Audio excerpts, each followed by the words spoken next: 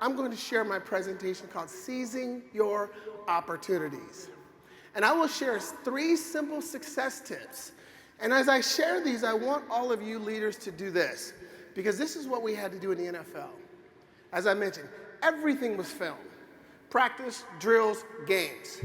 And we would take the film home, and it was our responsibility to critique ourselves, to look for the weaknesses and make the corrections and make sure we corrected them before the next game. So that's my challenge to all of you. As I share these points, I want you to answer or think about 2 questions. How can you use this information to become a better leader? And then how can you use this information to help your team members succeed? Does that sound fair? Can we do that?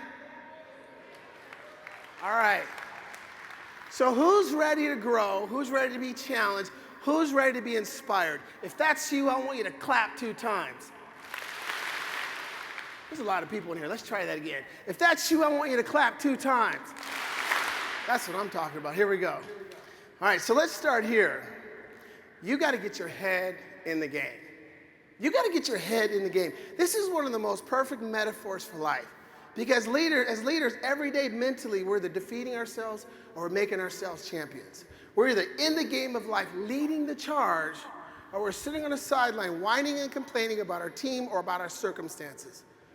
This is something our coaches would say to us all the time, because they wanted to mentally prepare us for the journey, for the season, for training camp, for the game, because 90% of success is what happens between your ears, right?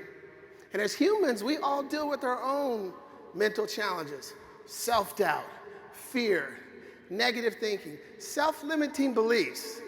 And then sometimes we allow outside influences to dictate how we think, and it affects our performance. So with this first point, I'm just talking about mindset. Mindset. Mindset is such an important success tip in anything you do, because it has to do with what you think, why you think it, when you think it, how you think it. It's such a critical point, because one small thought, one small idea in any given situation, you could be having a conversation with a team member, a customer, a potential customer, a superior, whatever it is, and that one thought, positive or negative, takes you that way or that way. There is no in between. You either have the right mindset to bring your best at that moment, or you don't. So I'm going to highlight 2 different types of mindsets, and I want you to think about this. And think about yourself. Again, which are you? So there's fixed mindset and there's a growth mindset.